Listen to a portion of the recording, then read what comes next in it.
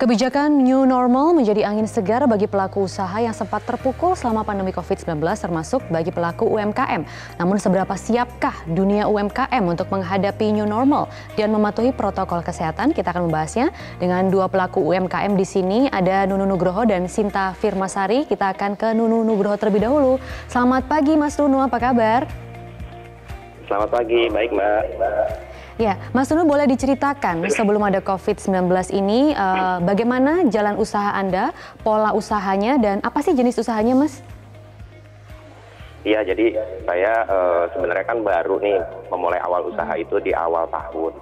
Jadi saya buka warung, nasi bakar, tapi kemudian di Maret itu sudah mulai terdampak tuh, terutama setelah PSBB juga. Jadi omset menurun dan offline bisa dibilang sudah tidak ada, meski yang online-nya masih jalan ya. Gitu. Seberapa besar pandemi COVID-19 ini berdampak pada jenis usaha Mas Nunu? Seberapa persen penurunannya, Mas? Kalau persentase omset itu hilang di angka 60% lebih. Jadi ketika PSBB otomatis hanya online, meskipun juga online-nya juga terdampak juga. Jadi mungkin orang-orang agak membatasi beli-beli dari luar karena mungkin khawatir dengan penyebaran virus COVID. Jadi ya akhirnya warung saya tutup di awal puasa. Nah, mulai saya switching untuk usaha yang lain gitu. Jadi ya harus tetap bertahan kan. Warung saya tutup, nasi bakar saya tutup, saya coba usaha yang lain. Oke, jadi ini sudah tutup ya? Apakah berencana untuk membuka kembali dengan mungkin nanti ada pola hidup baru ini atau gimana Mas planningnya? Insya Allah sih kita akan membuka lagi. Masih melihat antara di pertengahan bulan Juni ini atau nanti mungkin di minggu kedua. Saya juga lagi diskusi dengan teman-teman yang lain, kan kita di kantin. Jadi ada beberapa lapak. Kita nanti mau melihat seperti apa gitu, termasuk new normal ini. Nah, kemarin sudah sempat buka di masa pandemi meskipun hanya dari online. Itu protokol kesehatannya seperti apa yang dijalankan oleh warung Anda? Iya, kalau seperti warung-warung lain sih Mbak, kita pasti desinfektan beberapa minggu sekali, kemarin seminggu sekali. Lalu semua karyawan maupun pekerja di warung menggunakan masker, sarung tangan juga untuk yang memasak. Dan kita belum mengukur suhu tubuh sih, tapi untuk hand sanitizer maupun cuci tangan kita kampanyekan terus. Nah, sudah sebagai nantinya mungkin Anda akan meneruskan bisnis Anda di pola hidup yang baru ini, sudah terbayang belum Mas nanti persiapan apa yang harus dilakukan sebagai pemilik usaha? Kalau persiapan sih mungkin nanti seperti yang kemarin-kemarin sih, selain desinfektan sama hand sanitizer, saya sih berencana menggunakan face shield dan masker lebih ketat lagi sih Mbak. Karena mungkin ya jujur aja kadang-kadang kan namanya orang ya masker terus itu kan pengap gitu. Jadi beberapa orang mungkin suka melepas dan nggak tertib. Tapi kemarin-kemarin aman ya Mas ya? Selama pelaksanaannya itu? Aman sih. Aman ya? Iya aman, warung kan di Mampang juga termasuk salah satu kelurahan yang banyak positif COVID ya, jadi ya kita tetap berhati-hati sih ya.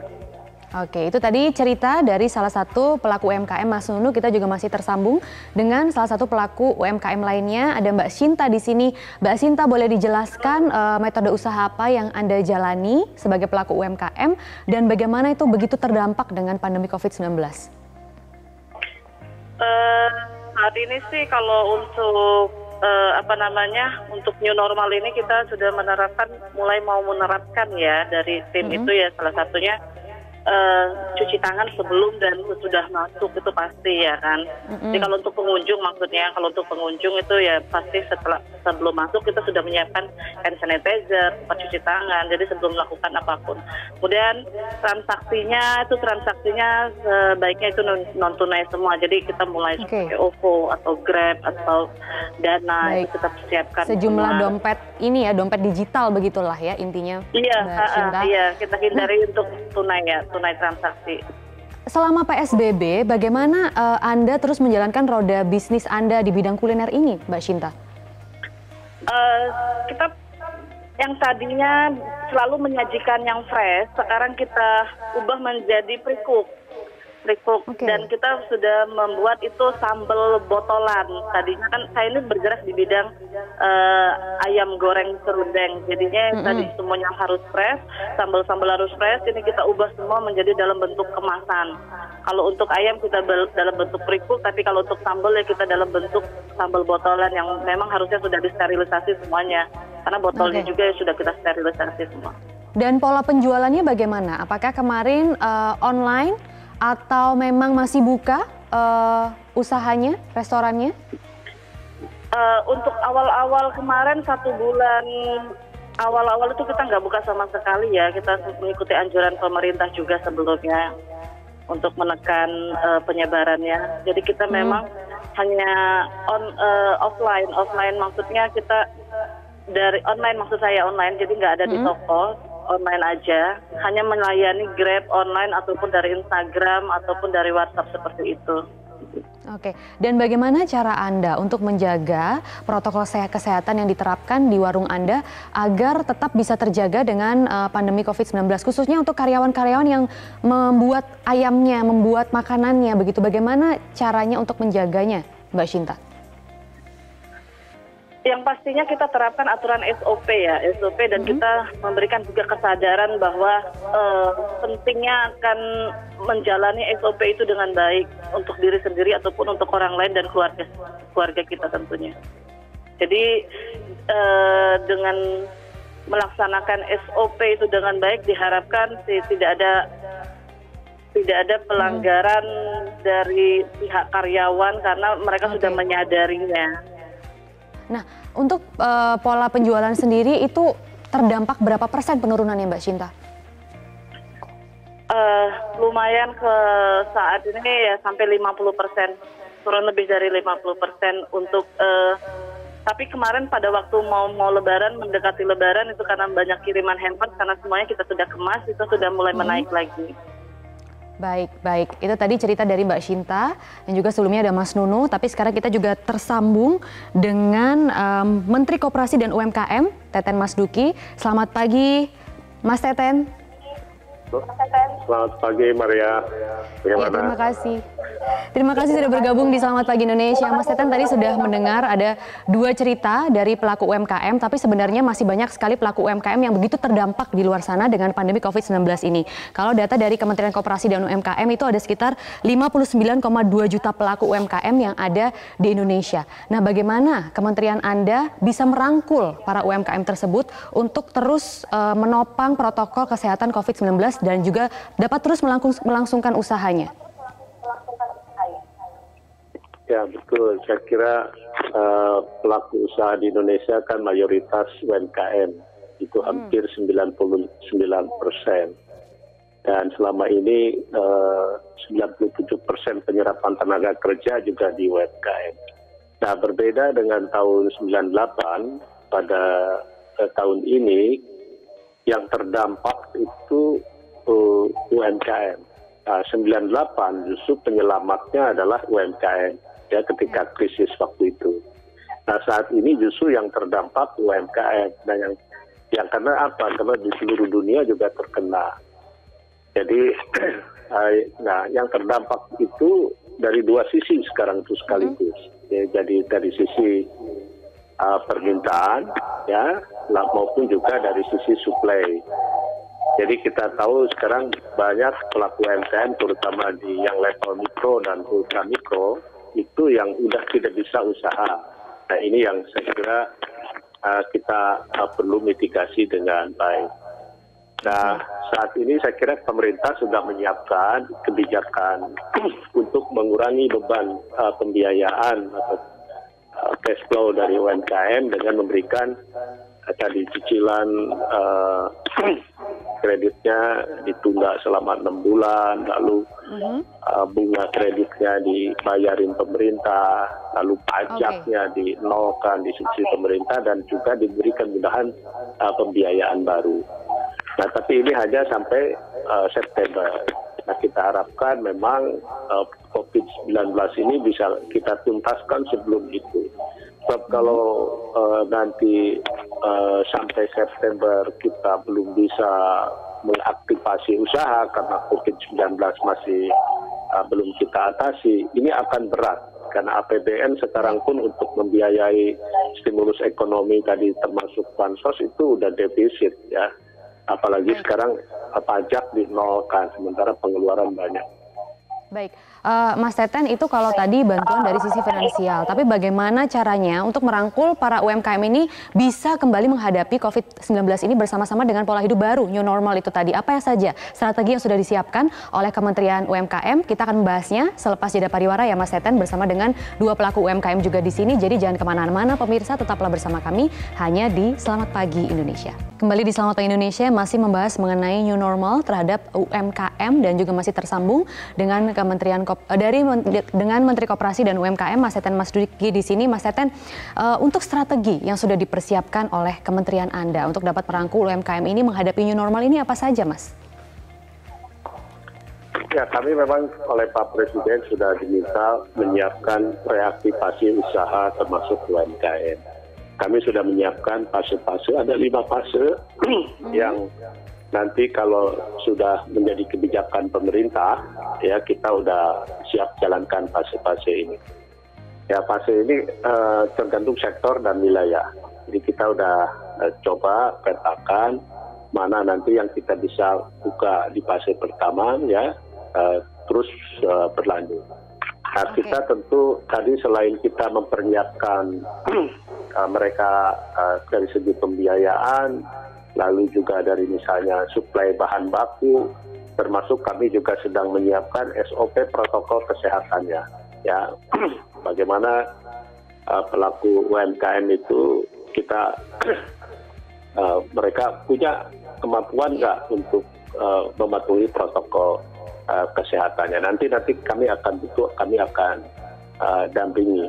Saat ini kami sudah memproduksi beberapa simulasi visual reaktivasi usaha di beberapa sektor supaya nanti betul-betul para pelaku usaha UMKM itu punya kemampuan mengikuti protokol COVID-19. Saya kira itu. Jadi dari sisi mengenai protokol nih Mas Teten. Oke, kita berbicara mengenai protokol kesehatan dan lebih spesifik kepada industri UMKM kuliner yang cukup terdampak karena banyak kekhawatiran masyarakat soal kebersihan dan higienitas dari pelaku UMKM ini nantinya. Nah, itu nantinya akan seperti apa strategi yang sudah disiapkan oleh Kementerian Anda agar kendala besar ini tidak berdampak signifikan terhadap keberlangsungan usaha mereka? Nah, pertama bagaimana katakanlah di industri kuliner, makanan, ya bagaimana proses produksinya itu juga mengikuti protokol. Semua pegawai harus menggunakan alat pelindung kesehatan, ya, higienitasnya, misalnya dilakukan disinfektan secara teratur begitu. Lalu yang kedua nanti proses penyajian, itu mulai dari kemasannya yang sehat, lalu dari packaging, terus juga pada penyajian misalnya kalau itu di restoran atau di kafe begitu, jumlah meja yang disediakan, jarak, lalu pelayanan yang juga menggunakan alat pelindung semua gitu ya, baik konsumen maupun para pelayannya, termasuk penggunaan cashless ya begitu. Kami sudah membuat visual simulasi itu yang sudah kita sebarkan dalam bentuk video supaya mudah dipahami. Nah, yang kita akan sudah menerapkannya nih Mas Teten sebenarnya untuk protokol new normal itu terhadap restoran dan sejumlah rumah makan yang ada di sana.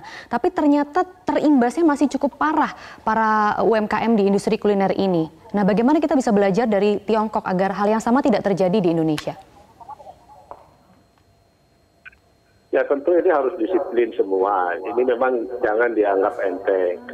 Ya sebab pengalaman seperti Tiongkok, Korea ketika sudah reaktivasi usaha ternyata berdampak kembali dan kemudian ditutup kembali. Nah, kita jangan seperti itu. Nah, ini yang sekarang kami siapkan betul bagaimana protokolnya, bagaimana kemampuan pelaku usahanya. Nah, kita memang nanti juga dalam membuat fase-fase ini kami sudah menyiapkan 5 fase ya sampai kira-kira bulan Juli ini mana saja sektor yang sudah siap. Nah, kita juga nanti akan dimintakan checklist ya, selain mana pelaku usaha yang sudah siap, karena juga wilayah. Kalau memang mereka tidak siap, kita tidak akan buka ya. Nah, tentu yang sekarang perlu dibuka kalau fase-fase nanti ya, fase awal yang harus dibuka tentu di sektor-sektor yang memang paling kecil lah dampak penularannya. Misalnya aktivitas usaha di luar ruang. Ya, bisa itu di sektor pertanian, sektor pangan, apalagi memang di fase ini menjadi penting karena kalau tidak dibuka dari sekarang itu akan punya dampak ke penyediaan pangan di ke depan. Sektor-sektor usaha kecil yang tidak terlalu banyak kontak fisik, tidak menimbulkan kerumunan, misalnya reparasi mobil, reparasi dan lain seperti itu. Itu yang kita akan dahulukan dan kita siapkan SOP penanganannya, SOP protokol COVID-19-nya, dan kita akan berikan nanti pendampingan lah, baik secara fisik maupun secara online. Oke, kita akan tanya terlebih dahulu lagi kepada 2 pelaku UMKM yang sudah ada di sini. Mas Nunu tadi sudah mendengar sendiri ada strategi yang sudah dipersiapkan dan juga ada bantuan yang sudah diberikan. Nah, itu sosialisasi dan bantuannya sudah sampai belum ke industri Anda? Iya, kalau saya sendiri sih termasuk dengan teman-teman di sekitaran Tendean Jakarta Selatan, kita sih belum dapat ya sosialisasi maupun bantuan itu. Mungkin memang jumlah UMKM juga banyak, jadinya saya belum pernah mendapatkan itu sosialisasi dan bantuan. Kalau Mbak Sinta bagaimana? Sama ya, dari kita juga belum menerima apapun. Mas Teten, 2 pelaku UMKM di sini belum merasa menerima tadi sosialisasi ataupun bantuan yang Mas Teten utarakan. Nah, mungkin emang apakah ini kendalanya apa sih, Mas? Bagaimana ini semua nantinya bisa diterima oleh seluruh pelaku UMKM yang ada di Indonesia? Karena memang juga menjadi penopang bisnis yang ada di Indonesia saat ini. Ya begini, ini kan pelaku usaha UKM ini kan ada 64 juta pelaku usaha, ya, yang kecil ada 63 juta. Jadi ini memang nggak mudah. Kami selama ini kerjasama dengan asosiasi-asosiasi, dengan komunitas-komunitas, dengan penggiat. Jadi kalau UMKM yang belum terhubung dengan organisasi-organisasi itu memang saya kira kita agak sulit. Kami juga tidak, pemerintah kan tidak sendirian, ada komunitas dan juga ada pemerintah daerah. Jadi yang kalau Kementerian Koperasi UMKM kan hanya ada di Jakarta. Nah, struktur kami ada di pemerintah kabupaten, provinsi dan kota. Nah, kalau bantuan yang saya katakan tadi dalam bentuk sebentar ya, saya jadi sulit jadi bicara ini. Poinnya kan bantuan pembiayaan. Nah, bantuan pembiayaan itu tidak diberikan langsung ke orang per orang, tidak dalam bentuk BLT lagi. Jadi Anda bisa, kalau misalnya sekarang mengalami kesulitan pembiayaan untuk bayar cicilan dan kredit bunganya, itu udah otomatis bank yang misalnya sekarang Anda pinjam duit ke bank atau ke koperasi simpan pinjam itu sudah mestinya sudah otomatis dapat relaksasi.